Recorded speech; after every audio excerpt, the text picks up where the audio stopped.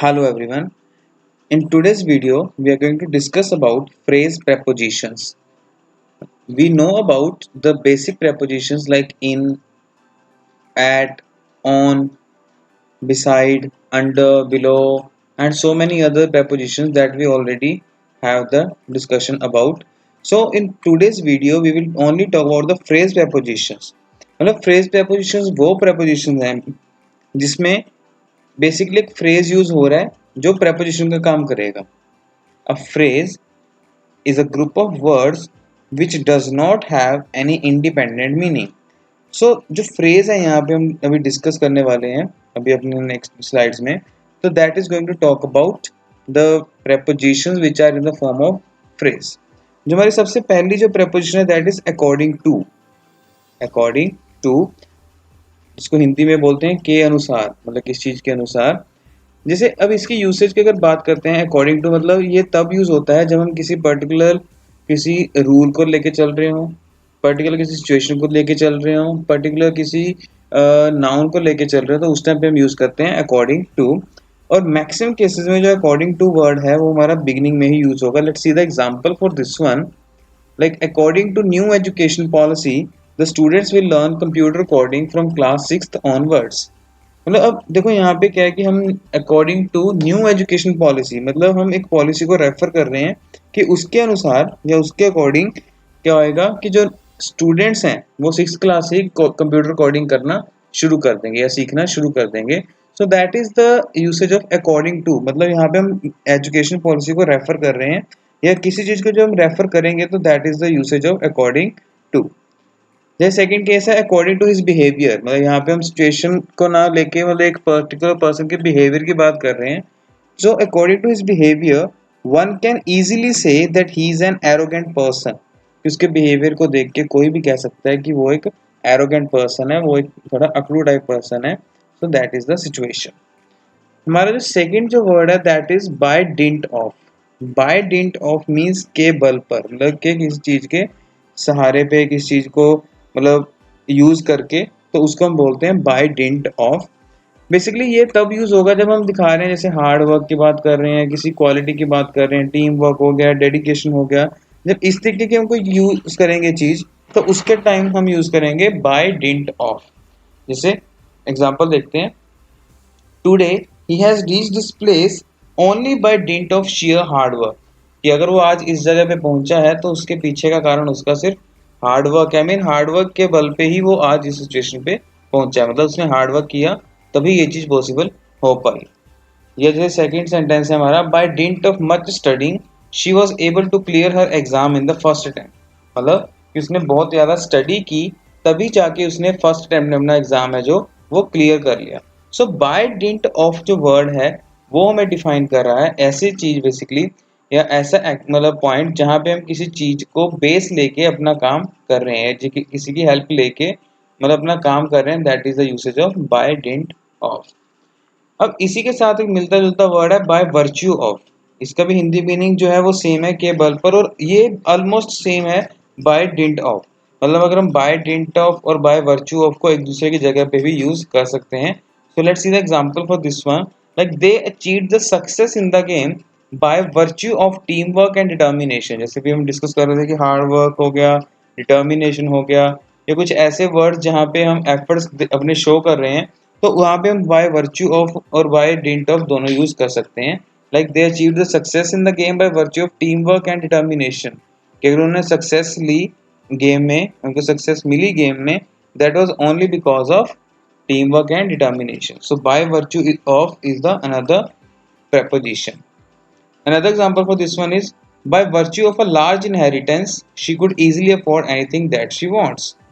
Now यहाँ पे दिखाने कि उसके पास बहुत सारी जो इनहेरिटेंस है, मतलब जो उसको पैसे हैं या प्रॉपर्टी है जो अपने मतलब पेरेंट्स के थ्रू मिली, तो उसके बेसिस पे वो कुछ भी आसानी से खरीद सकती है, बिकॉज जो भी उसको चाहिए वो ले सकती है. Mean she has a lot of money.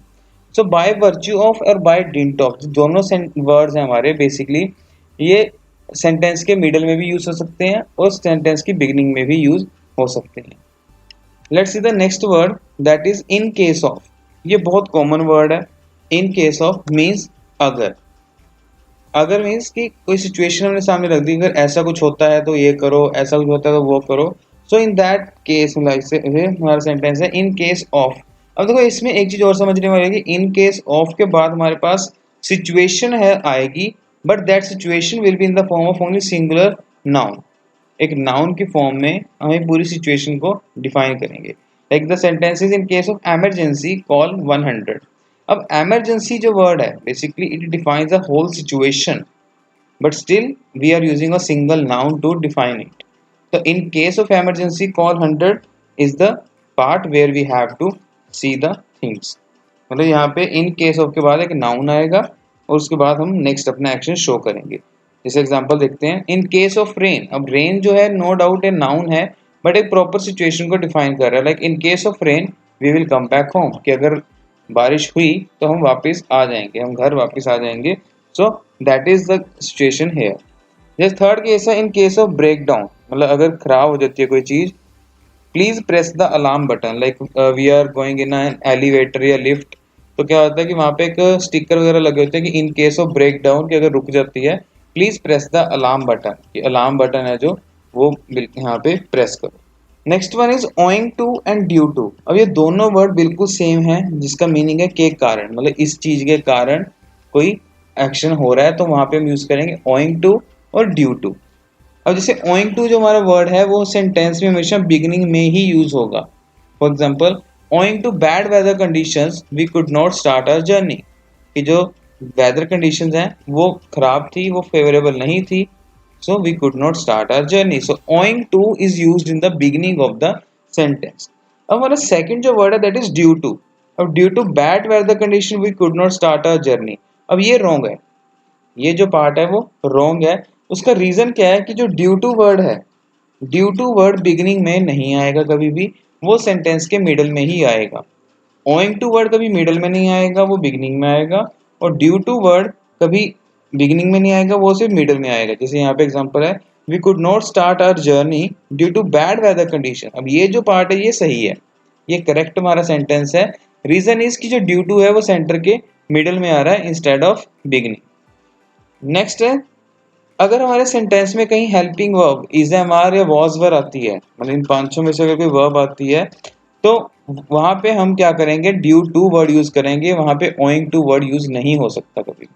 Like this loss is due to his negligence in the work, कि अगर ये नुकसान हुआ, ये जो लॉस हुआ that was only because of his negligence, कि उसने निगलेक्ट किया, उसकी इग्नोरेंस थी, तभी ये चीज हमारे सामने हुई है।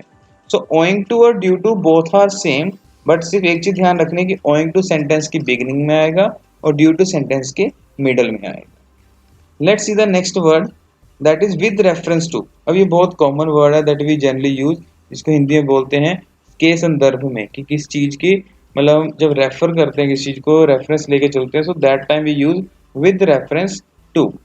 Like with reference to the message sent on 25th August you are getting this class, कि 25th अगस्त को जो आपको मैसेज भेजा गया था उसके अकॉर्डिंग या उसके रेफरेंस लेते हुए पुराने टाइम के ऊपर आपको ये आज क्लास दी जा रही है।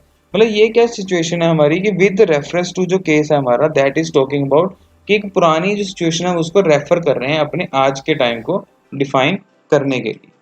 उसी तरीके से हमारा नेक्स्ट सेंटेंस है with reference to the guidelines, कि अगर गाइडलाइंस को हम फॉलो करें इशूड ऑन 30th अगस्त, कि अगर 30th अगस्त वाली गाइडलाइंस को चेक करें, मतलब हम यहाँ पे एक पास्ट टाइम को रेफर करेंगे या पास्ट किसी इवेंट को, पास्ट किसी बुक को या स्टोरी को, किसी को भी रेफर करके जब हम बात करेंगे that is with reference to. With reference to the guidelines issued on 30th August, there will be weekend lockdown in our district। कि अगर हम यहाँ पे चेक करें कि जो गाइडलाइंस हैं 30th अगस्त को इशू हुई हैं, अगर हम उसको रेफर करें तो उसके अकॉर्डिंग वीकेंड पे लॉकडाउन रहेगा डिस्ट्रिक्ट में, that is the situation. Next word is in order to. In order to मतलब ताकि, कि मतलब ये हो सके, मतलब हमें ये करना पड़ेगा ताकि ये हो सके। तो इस तरीके के जो सेंटेंस है वहां पे हम यूज करेंगे in order to। जैसे in order to maintain discipline the police had to take some strict action, ये पुलिस ने अगर स्ट्रिक्ट एक्शन लिया, रीजन वाज दैट कि क्योंकि दे वांटेड कि डिसिप्लिन है जो मेंटेन किया जा सके। In order to maintain discipline, कि डिसिप्लिन को मेंटेन करने के लिए पुलिस ने स्ट्रिक्ट एक्शन लिया, है ना।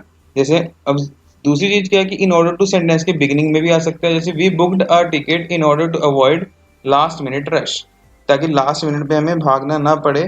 For that purpose we booked our ticket online.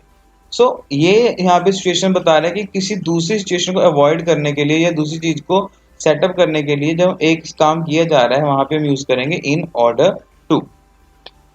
Next जो हमारा वर्ड है that is in course of. अब इन कोर्स ऑफ मतलब एक टाइम पीरियड को डिफाइन किया जा रहा है यहाँ पे, जिसको हम हिंदी में अगर लिखें के दौरान अगर वर्ड आएगा यहाँ पे कि in course of my stay at hostel I learn a lot of new techniques in computer. कि जब मैं जितना टाइम भी हॉस्टल में रहा उस टाइम पे मैंने बहुत कुछ नई टेक्निक सीखी। अब इन कोर्स ऑफ मतलब उस पूरे टाइम के दौरान, मतलब वो टाइम पीरियड फिक्स हो गया यहाँ पे, उस चीज को शो करते हुए यहाँ पे बता रहे हैं कि in course of my stay at hostel I learn a lot of new techniques in computer. उस तरीके से हमारा सेकंड जो सेंटेंस है in course of time I faced many problems. इस पूरे टाइम पे मुझे बहुत सारी प्रॉब्लम्स को फेस करना पड़ा, कि जितना टाइम मैं यहाँ से बाहर रहा है कुछ भी सिचुएशन हो सकती है तो उस टाइम पे मुझे बहुत कुछ फेस करना पड़ा, that is the situation. Next one is on behalf of, कि उसकी जगह पे कि किसी दूसरे के स्थान पे जब मैंने काम करना है, that is on behalf of. अब ये जनरली जो वर्ड है ना हम बेसिक सुनते हैं किसी भी स्पीच में कि वो नहीं आया तो उसकी जगह पे मैं काम कर रहा हूँ या मैं प्राइज ले रहा हूँ या मैं कुछ एक्शन कर रहा हूँ, so that is on behalf of. जैसे सेंटेंस देखते हैं यहाँ पे, on behalf of the manager the clerk attended the meeting, मतलब manager was not available so उसकी जगह पे क्लर्क ने मीटिंग अटेंड की। मतलब यहाँ पे क्या हो रहा है कि एक मैनेजर ने करनी थी attend, manager was suppose to do the thing but manager was not there so clerk had to do the action. So इस केस में हम यूज करेंगे ऑन बिहाफ ऑफ, कि उसकी जगह पे मैं ये काम कर रहा हूँ। जैसे Tarun presented the annual report on behalf of his father, कि अगर उसके फादर हैं जो अवेलेबल नहीं थे या फादर ने रिपोर्ट वहां पे प्रेजेंट करनी थी but he could not be there so Tarun did the action. This is the word on behalf of. जैसे हम अवार्ड शोज में देखते हैं that he could not come on his behalf I am going to receive this award, है ना। तो वो क्या है ऑन बिहाफ ऑफ, कि जब हम किसी चीज को बता रहे हैं कि उसकी जगह पे मैं कर रहा हूं। Next word is by means of, मतलब की सहायता से, मतलब कोई चीज यूज करते हुए, बाय मीन्स ऑफ कि ये टेक्निक ये मेथड यूज करते हुए हमने काम किया। जैसे ही amassed a lot of money by means of sharp practices, मतलब उसने शार्प प्रैक्टिसेस के बेस पे बहुत सारे पैसे इकट्ठे कर लिए। अमास्ड मीन इकट्ठे करना, कि bye means of sharp practices, कि उसने जो बहुत सारा पैसा इकट्ठा किया बाय मीन्स ऑफ मतलब कि किसकी सहायता से, या किसकी हेल्प से, बेसिकली शार्प प्रैक्टिसेस की तरह जिसने शार्प प्रैक्टिसेस की जिसके बेस पर उसने इतने सारे पैसे इकट्ठे कर लिए। जैसे अनदर एग्जांपल है the municipal committee is providing water to everyone by means of aqueducts. The municipal committee is providing water to everyone by means of aqueducts. Now aqueducts होता है बेसिकली पाइपलाइन या कुछ ऐसा सोर्स जिसके through water का supply किया जाता है। तो यहाँ बता रहे हैं कि जो म्युनिसिपल कमेटी है वो सभी को पानी पहुंचा रही है, किस तरीके से, एक्वेडक्ट्स के थ्रू। एक्वेडक्ट्स में जो पाइप बेसिकली यूज होती है वाटर को सप्लाई करने के लिए, ठीक है। तो this is by means of. Next one is for sake of, जैसे हम कहते हैं ना किसी के वास्ते भी अब ये काम ना करो या करो प्लीज, है ना। तो ये काइंड ऑफ रिक्वेस्ट भी होती है या बेसिकली एक सिचुएशन के ऊपर जो फाइनल हमारी रिएक्शन है वो शो करता है। जैसे save plants at least for the sake of your own children, की और किसी के लिए ना सही कम से कम अपने बच्चों के लिए ही है जो प्लांट्स को सेव कर लो, और किसी के लिए अगर नहीं करना रहने दो। सो फॉर सेक ऑफ की एटलीस्ट उनके लिए, है ना। जैसे अनदर एग्जांपल है for sake of senior citizens he decided to litigate the case free of cost.